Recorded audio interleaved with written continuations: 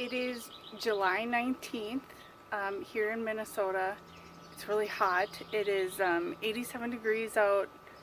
Maybe it doesn't seem so hot for those of you in the south, but we're at about 72% humidity today. And so it's pretty gross outside. It's really sticky. If you've got any natural curl to your hair, there's no point in doing anything but a ponytail on days like this. We're going to do a mid-season garden tour. There's a lot happening in the garden right now. There's a lot that's not happening in the garden that maybe I would expect to have happen. And I just wanted to sort of log where we are at this point in the season, and also share with those of you who are in the same zone as I am to see how you guys are doing. You know, is my garden behind? Maybe you can see how my garden's doing and feel a little bit better about yours. But we're going to take a look around at everything. So we'll start out just on the deck here because that's where I am. We'll move on to the patio, or to the vegetable garden, and then we'll just walk through the perennial beds and see what's blooming, what's done, and what hasn't bloomed yet. And we'll talk about some problems that are popping up now in the garden. When we get to mid-year, things start to happen, especially when the humidity comes around. Plants start to seem to go downhill just a little bit. So let's take a look around and see where the garden is today. My little flower box is doing fine. It's starting to die off just a little bit, get a little bit wilty. Most of what's in here is just a wildflower mix that I let Molly sprinkle in this spring. It was really pretty. I like it in this box. Some people might think it's a little weedy, but I really like it. These are cyclamen. I love having them in this box. They're actually one of my favorite flowers, but I haven't been caring for them very much. But they're doing okay. They're a little hot. And then I've got a begonia here that I tried pruning back earlier in the spring. It looks like it might be finally coming back a little bit. I've got some herbs in here. They're looking pretty good. Here too. So I've got this kale in this box. It's not doing nearly as well as what I have down in the garden, and I'm sure it's just the container size causing that. But I saw this morning when I came out here 3 Japanese beetles just chowing down on this kale. So I got the neem oil spray out and I just obliterated those little jerks, and they're gone now. But I'm not eating that leaf. That's disgusting. You don't want to know what they were doing on there. I still have some seedlings going here. Like I said, it's July 9th. It's pretty late for this, but I do have some kohlrabi. I wonder if I couldn't plant those and get a fall crop off those. My sage is still sitting in here. And then these are all pepperoncini peppers. I've said it in previous videos, I might as well give up. But you know, I'm going to throw some of those down in the garden and just see how they do.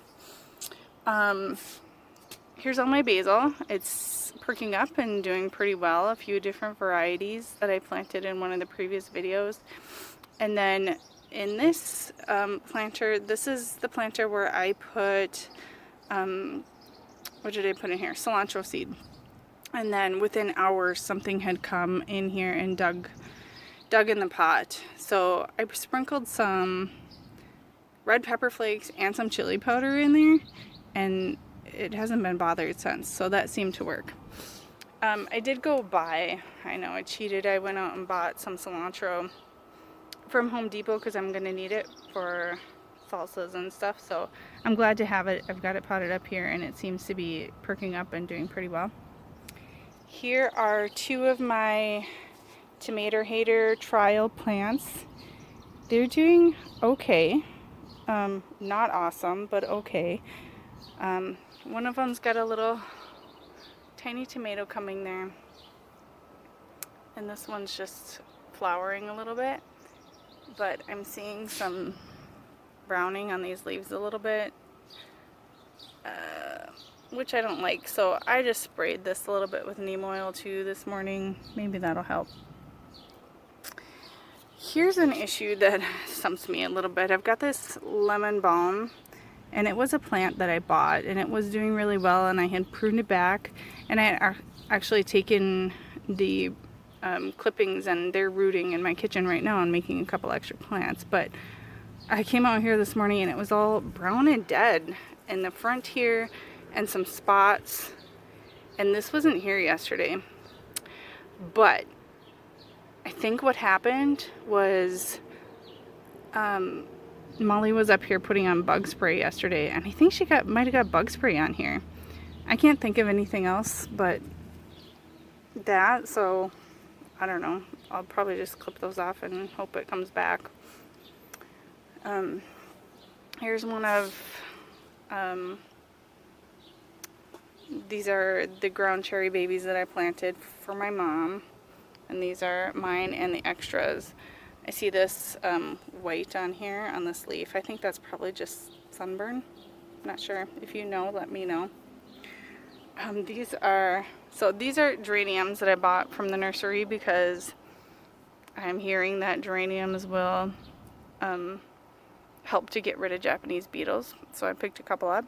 But I had also started some from seed in the winter this year, and they really did awful. I didn't do a great job on it, but finally, they're starting to get some flower blooms on here, so that's kind of fun. That's my dragon's breath. I just bought that one at the nursery, nothing special. I just really love the looks of it. And then this is the Sun Sugar tomato, one of the trial tomato plants for my tomato hater rehabilitation series. It's doing well. I mean, it started out like these guys over here, kind of really slow, but now it's picking up the pace a little bit. It's got lots and lots of flowers on it. I'm just gonna jiggle these a little bit, help the pollen move around in there. And then I do have some little tomatoes coming in there. So I'm looking forward to trying those. Again, for those who aren't following, I have never liked tomatoes. I've never liked to eat tomatoes my whole life, but I really want to, and so I'm trying to plant some tomato varieties and train myself to like them. So those are doing great. Let's move down to the yard. So you'll see that my experimental tomato beds look a lot different. I've mulched them now, and they look a lot better than they did before. They looked pretty trashy before. And they're actually perking up and starting to grow and get some flowers and some tomatoes. I have put down, I have sprayed it with water-soluble fertilizer, but I have not yet put down any slow release, top dressing or anything like that. So I should, but they're doing kind of better than I expected. I'm wondering if our little raccoon friend is going to eat tomatoes, but with any luck, he doesn't like them. This first one I picked up at the nursery, that's Super Sweet 100. That's perking up and doing better. And all the rest along here are either Roma or Viva Italia. And you can see that even though some of these are really tiny, they're growing some tomatoes on them.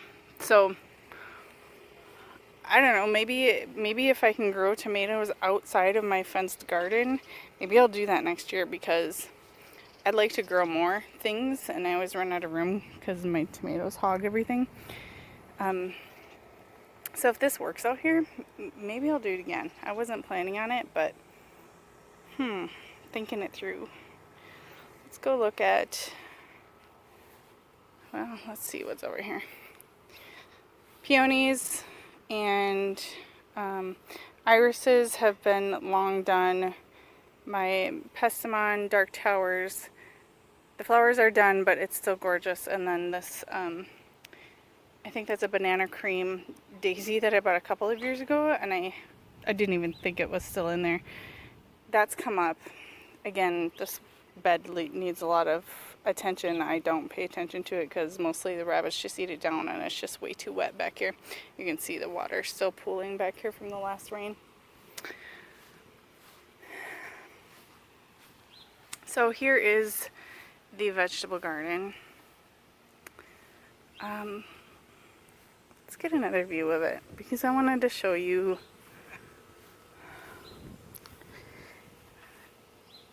so I had grand visions of my garden over the spring and winter, and I visualized big full vining plants just covering those arch trellises, and things flowering up there, and I envisioned giant sunflowers peeking up from the back.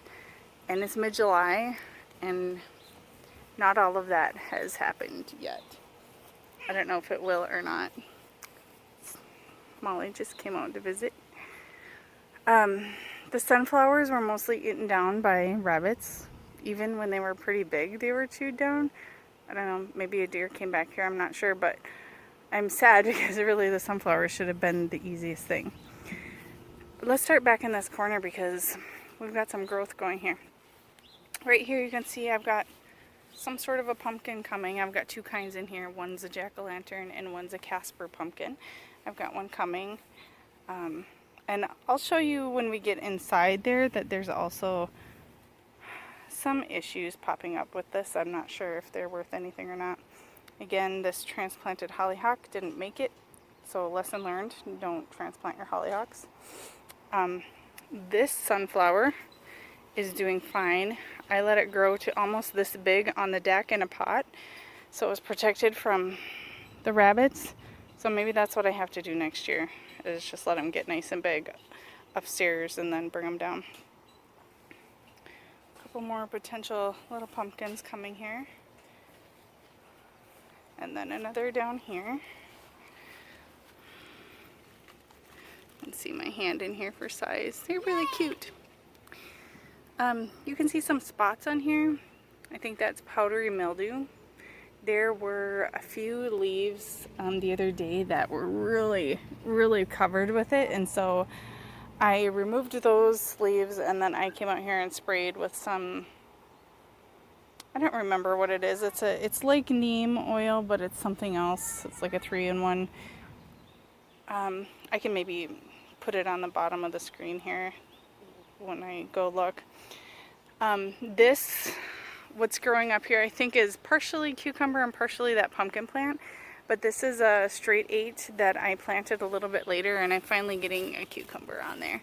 So that's a nice size one, and it's flowering like crazy, and so I love that. Okay, so here's another lesson learned. I planted 2 borage plants in my garden. They're really great for bringing in pollinators. They're beautiful. I absolutely love them. And the flowers are actually edible, and they make a really cute addition to a salad. The problem is they got enormous, and they really just kind of crowded everything out. Oh man, there's so many bees in there. That's awesome. So they crowded everything out. This one I tied up to the fence. It hasn't looked as pretty since. I probably damaged it a little bit. And the other one I pulled out just because it was just crowding everything. Looking at this flower, it's a little discolored. I'm wondering, I'm hoping I didn't put any insecticide on these. I don't think I did, so I'm not going to worry about it. But these are doing well. Oh, this one is my butternut squash. I don't see any squash on there yet, but I see bees in there and flowers, so hopefully, let's see. I don't see any female flowers though. We'll have to wait for them to come. Here's another sunflower, getting nice and big and tall. So that's just 2 of the many that survived. I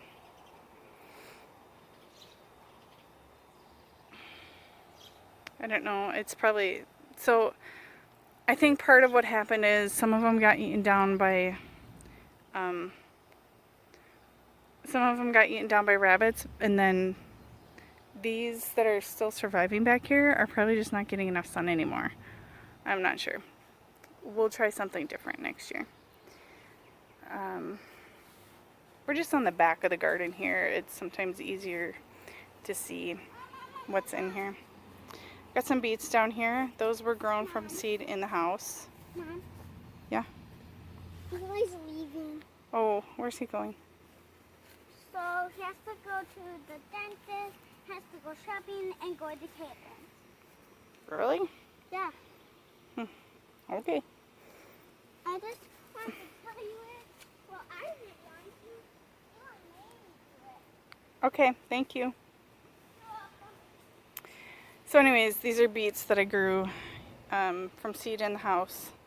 They did really well. When I transplanted them, they were just little, I don't know, this big little sprigs of floppy nothing that I laid on the ground and put some dirt over the end, and they did fine. They did pretty well. I harvested a couple off there. I'll have a couple more. Here are my two contest tomato plants. I don't know how well you can see them, but one is, the stalk is right here, and the other one's stalk is right here. And these are Burpee Steakhouse Hybrid. These tomatoes are supposed to get up to 3 pounds. In one description, the other description said they were 2 pounds. But I got them started really late in the season. And so I'm just now starting to get some tomatoes off them. And they're pretty cool. I've never grown this kind before. I don't eat tomatoes raw, so I usually get sauce or salsa tomatoes. I just do Romas primarily, and so this is a new kind for me, and it's sort of fun and exciting. They're not super big yet, but you can see it's finally starting to get tomatoes and lots of flowers coming in on these. So these are my competition tomatoes. One I'll use for the largest tomato, and then the other I'll weigh in for overall yield. And I'm doing that contest on Gardening Coast to Coast with Callie Kim and Gary from the Rustic Garden. It's more of a contest for fun. I think it's going to be a random drawing, but I'm having a great time participating in it. This cucumber plant is doing really well, and I really like it. This is a Burpee Lunchbox Hybrid, and what these are just little snacker cucumbers. I don't want to get too close. Those bees are just having a great time. But you can see, you know, they're just little guys. This one, this is probably a little bit bigger than I'd want it to get before picking it, but they're little lunchbox snackers. I've actually pickled some of them, and I think they're going to do really well. The flavor is good, and they're very not seedy, and so so I really like this one. I have heard, like, on reviews, people are saying if they get even a little bit too big, like the one I just showed you, that they get really seedy and kind of bitter, but I haven't come across that yet. So, and this is filling up the trellis really nicely. This is a sunflower I recently lost. I think the wind took it down. Oops, yep. Broke off completely now. This cucumber is the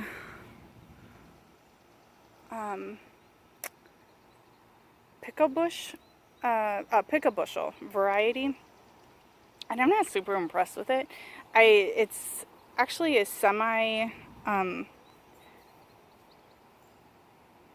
it's a semi-bush variety, which is not what I wanted. I wanted something to fill up this trellis.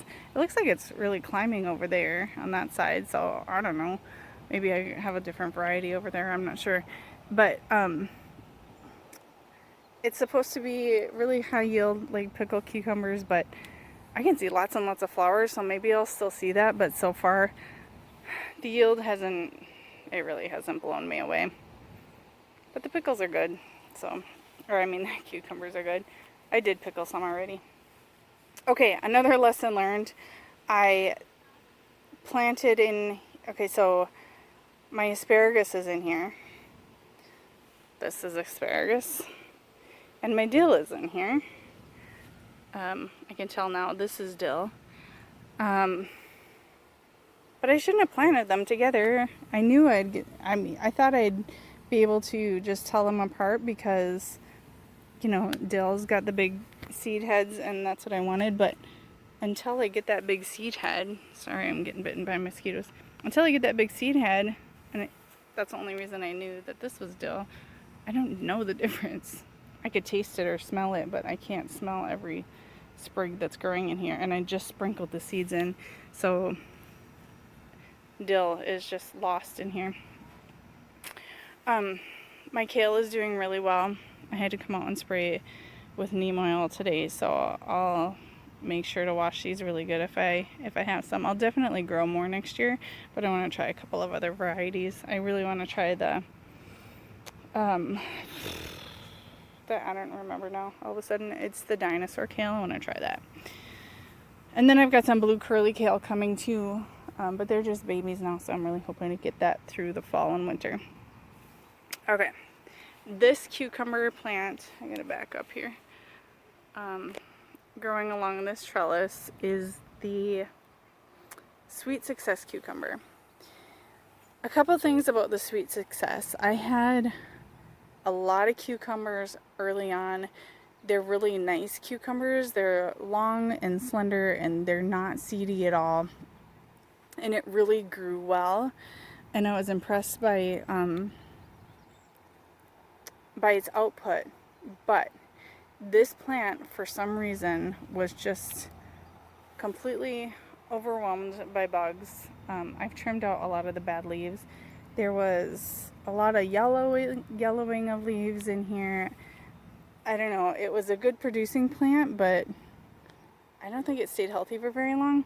And if you look, I mean, look at this. Look at the number of flowers on these two cucumbers. And this one. And they're just everywhere.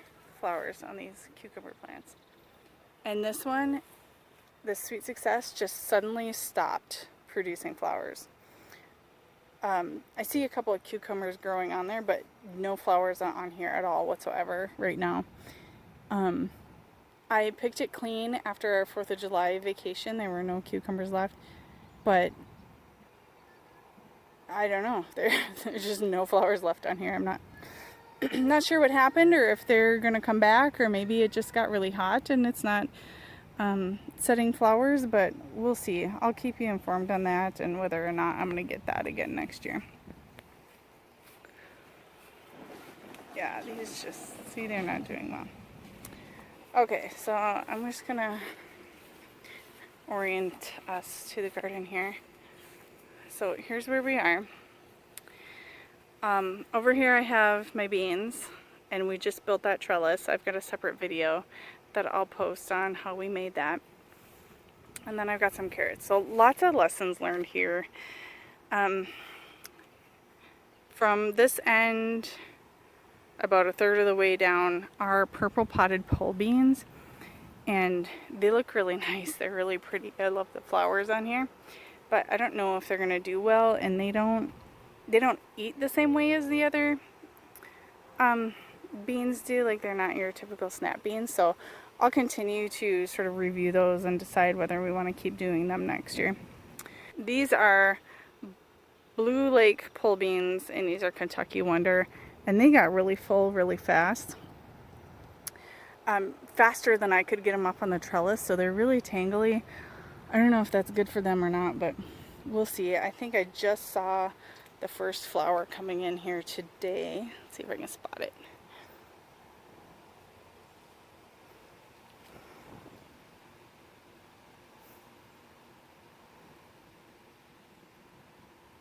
Oh, there it is.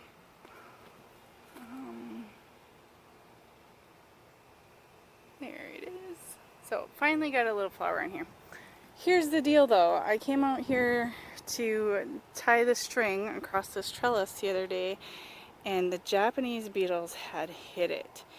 And they just, when the Japanese beetles come, they just obliterate these plants. There were so many on here that I couldn't work on this trellis. They were just grossing me out. So I got the 7 out and I dusted these, and they were gone, I don't know, almost immediately. So I was able to come out and continue trellising these. And then later on I just came back out and washed that 7 off so that the bees didn't get on it. I was careful not to get the dust on the cucumber plants near the flowers, because obviously I don't want that impacting the bees. So, since I washed the dust off the best I can, and you can see that it didn't all get off. Since I washed the dust off the best I can, I came back out and I sprayed it down with neem oil. And so I haven't seen the Japanese beetles back on here yet. So it looks like that worked. Down here I have a few rows of carrots. Okay, lesson learned for carrots. I've previously used seed tape for carrots, and this year I just looked at the seed tape and it was like 7 something a pack, and I thought, that's dumb. I'm just gonna get this dollar whatever pack with so many more seeds, and I'm gonna sprinkle them in there myself and thin them.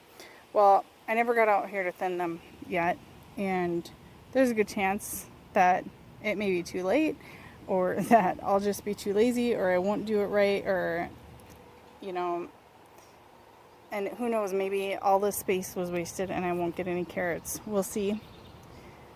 But next year and forever after, I will do seed tape. Never again will I do carrot seeds individually, unless I do microgreens, because carrot microgreens are really, really good. I also had a row of radishes in here. I put them in pretty late. I don't even like radishes, but I thought I'd try them. But they really took over this space. They didn't really develop into bulbs, and the ones that did were really, really hot, and some of them were pithy. And so really what happened is just I planted them during the hot part of the year, and they don't like that. So I pulled them out. Part of the reason I pulled them out was because I've got beets growing in here too, and they were just so shaded by the radishes that they weren't growing. So now that I've removed the radishes, these seem to be perking up. I had thrown some kale in here before. Probably did that way too far back by the beans, but maybe if I'm lucky I'll get some more kale yet this year, and that's that blue curly kale, I think. And then I just transplanted a little more right in here. And then my little nasturtium starts I threw in here too. Again, they're probably not getting enough sun back here, but we'll see. Lesson learned. I always forget. So Maggie, next year when you watch this, remember how big these beans get. You're not going to have room for more stuff. This is one of my Minnesota midget melons. It's finally starting to perk up a little bit. Got some flowers on it. I got this from the nursery really late in the season, and I was fully prepared to not get any production from it. But I wanted to try it because my little Molly is also lovingly nicknamed Midget, so we wanted to try them. Definitely we'll try them again next year. Here's my eggplant. I don't know anything about eggplant. If it's supposed to be bigger than this, it's only got one little eggplant on here, and I think it's been eaten from, and I should probably harvest it. Well, I don't know. I don't know anything about eggplant. It's not even as big as my kale, so that was store-bought. I didn't plant that one from seed, so maybe I got it in too late too. I don't know. This is where the other borage plant was. It was planted like, I don't know, here, and it just took over this whole area. Even these tomatoes were crowded, and it was just laying in there. And so I had to pull that out, unfortunately. This is my green stock grow tower, and it's doing really well. So let's take a look at it. I think I've also got a couple of lessons learned here too. First lesson is I planted way too many banana peppers. The reason I did was just it was a new thing to try. I started a whole seed pack, I think, thinking it would grow like the other peppers and a little bit harder to grow, but they all grew. And so I ended up with 100 plants. It seems like it was a lot. But anyways, most of this tower is full of sweet banana peppers. There are several jalapeno peppers in there as well. They're a little bit hard to find though, so I kind of have to dig. So lots of banana peppers. I've already harvested a bunch off of here. I've got some flowers in here. I took some of my nasturtiums that I started from seed and just transplanted them out here just a couple days ago. These are doing much better than the ones that I have buried down in here. I've got some flowers in here, down here at the bottom too. That seems to work out well to put those shorter plants at the bottom, because as these peppers grow up, so this one is at the bottom tray here, but it's grown up to completely cover pretty much the second tray. So it works out well when they can overlap with the next tray, because these are peppers above it too. But in places where, you know, maybe the pepper is drowning out a flower, that doesn't work so well. I came out, a couple of the peppers were starting to flop over, so I just got these 4-foot bamboo stakes.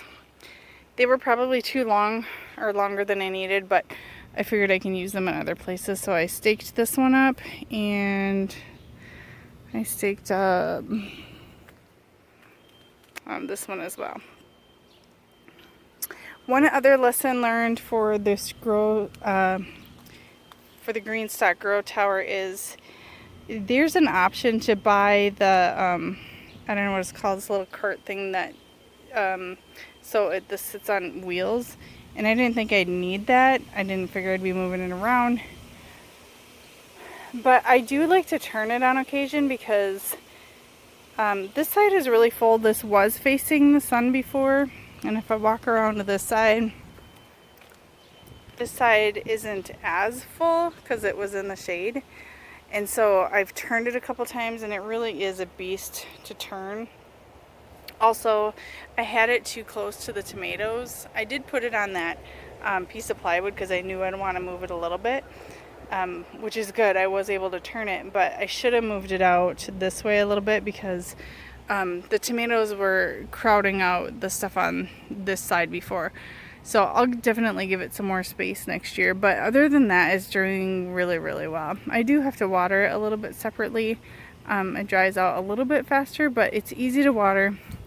I just fill up this reservoir in the top, and that's it, and it drips down. So these are doing really well. Over here, I have my strawberry bed. So where you see it kind of empty here is where my June-bearing strawberries were. When you grow June-bearing strawberries in the ground, you're supposed to actually take a lawnmower and mow them off after they're done fruiting. And I think that's just because it helps the plant to work on setting roots for the winter and sending out the little runners so that it can develop more plants. Because it's in this bed, I obviously can't mow it.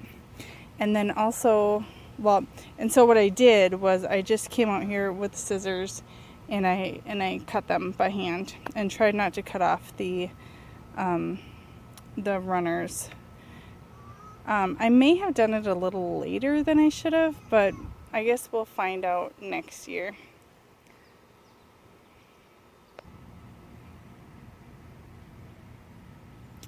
On that end is the ever-bearing strawberries. They're really much smaller, but I kind of like them a little bit more. They're fun for the kids, and Molly really likes them, and they're sweet and delicious. And they're still doing well. As far as I know, there's no other care I need for them, so I just have been letting them grow. These peppers are also looking really healthy. I haven't actually staked them yet. I just came in and stuck the stakes in the ground, but they haven't really put on any fruit yet. I do see some flowers in there. Let me get down a little bit lower and see if I see any. Oh yeah, little babies starting to come. I've got some Swiss chard in here. I probably should have thinned this out, but I didn't, so maybe that can just be an experiment how well they grow. So the peppers are doing well. they don't seem to be getting eaten too much. There's some damage on this plant. I'm not too worried about it. So earlier in the year I had a pepper here in this sort of empty spot that looked really diseased from what I thought was a black bacterial spot, and there's a name for it. I can't think of what it is right now. And so I did a video on it, and I pulled it out and I sprayed the rest of these peppers with a copper fungicide, and it seems to have done the trick. I haven't seen any more of that black spotting on here, so I don't know if it was just that one plant, or maybe I did something good by treating that, but it seems to have worked. Now look at this. So this is one pepper plant, but look at that pepper plant there. It's significantly taller than the rest. The leaves are much darker, and they're actually starting to curl. You can see that. And I don't know what's going on with this pepper. Oops. It looks different from the others. It's much bigger, and it's back in the shade here, so it's so hot out here that my phone, which is my camera, keeps shutting off from the heat, and I have to keep going in to let it cool off. I actually put it in the freezer for a little bit, but that was a dumb move because now that I brought it out, it's just full of condensation because it's so humid. So it's gonna be a foggy picture until the camera warms up a little bit. So let's go back and continue the tour. Also, looking at my phone, there's now a tornado watch for our area until 10 o'clock at night. It doesn't look like anything's gonna happen anytime soon, but the wind is picking up here, so maybe there's something blowing in. So kind of want to just get our tour done and move in the house. Okay, so let's pick up again back at that pepper plant.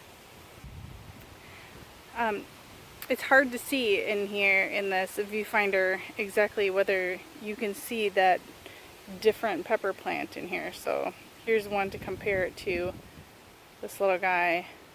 And as we move in here, this big guy in the back. So I don't know if it just likes the shade back there or if somehow I got a different variety, but let's keep an eye on that one and we'll just see if we can figure out why that one's growing so much taller than the rest. We're back here to where we started with the pumpkins again. I cut off some of those leaves that had the powdery mildew on it. But here's something that's new. I cut off those leaves and they looked a little bit like this one and this one. And I sprayed this down with, a fungicide spray. But now I'm seeing all these leaves are yellowing, and that wasn't here. I don't think that was here even yesterday. So if you know what's going on with these leaves, let me know. Maybe it's just hot and it's that time of year, but the fact that that happened so suddenly, right after I cut down this plant, is making me a little bit concerned. And then one thing we didn't look at was down here. We'll take a peek. I had remember these were either kohlrabi or broccoli. I think they're broccoli now that they're getting a little bit bigger, but I'm not sure. We'll see. I've only grown broccoli once, but I'm pretty sure kohlrabi is shorter and has a bulb at the bottom. I don't see that on there. So there are a couple of acorn squash in here. It's like they're starting to flower. These I planted direct to the garden from seed a little bit late, so I'm not surprised that they haven't given me anything yet. So we'll see how those turn out. Alright, let's skip over these tomatoes because I'll do them in part 2, and we will check out a couple of other places in the yard here. So there's some perennial beds up here by the house. Lots of hostas. They look like most of them should be divided this fall, but it looks like they're starting to flower. I'm getting some little flower heads on my sedum. You can see these are all flowering. I really like that variegated little guy down there. I think I'd like to pull some of that out and split it and plug it in some other places in the garden here. My astilbe is beautiful. I didn't like it at first when I moved in, but I don't think I saw it at its fullest potential at that point. And I even went so far as to buy a couple more kinds.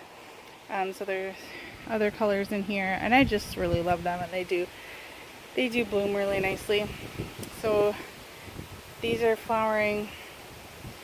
This flowering happened just over the last day here or two. And then my hollyhocks look amazing. I'm definitely going to grow some more of those. I'm wondering if I seed them now and let them grow for the remainder of the summer, I wonder if I'll get some flowers next year. I could try it.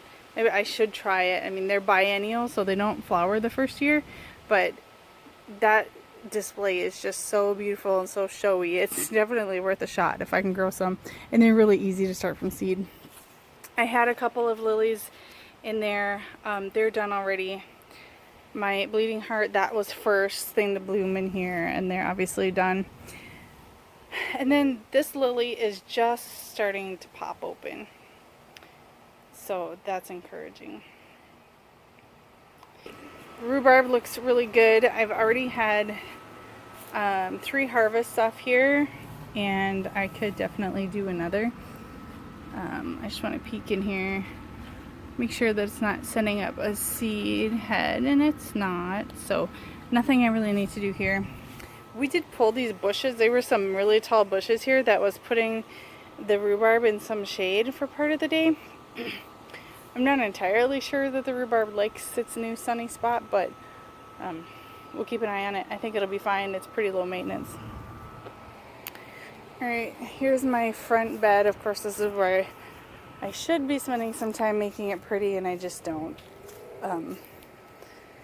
So I could use some help here in on timing. I'd like something blooming in here at all times, but I got a lot of stuff in. I don't know, it was on time according to the package, like the bulbs, but they're not flowering yet, and it's already halfway through the summer. So this tall lilies in the middle. Ooh, little rabbit came flying out of there. They've had these buds on them for a really long time. And I don't know if they're going to flower or if they're just going to stay like that or what, but it seems like it's been a long time. That, I think, is a weed, a giant weed. I think.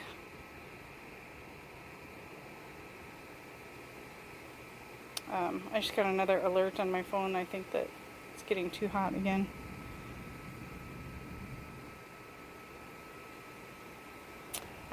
These lilies are flowering. That's really pretty, but now they're back behind. These cosmos, but the cosmos are awesome. I love them. I will definitely do them again. I think I need to deadhead these. I better find out. Cosmos over here, doing amazing. Like I said, I'll definitely do some more of those. These are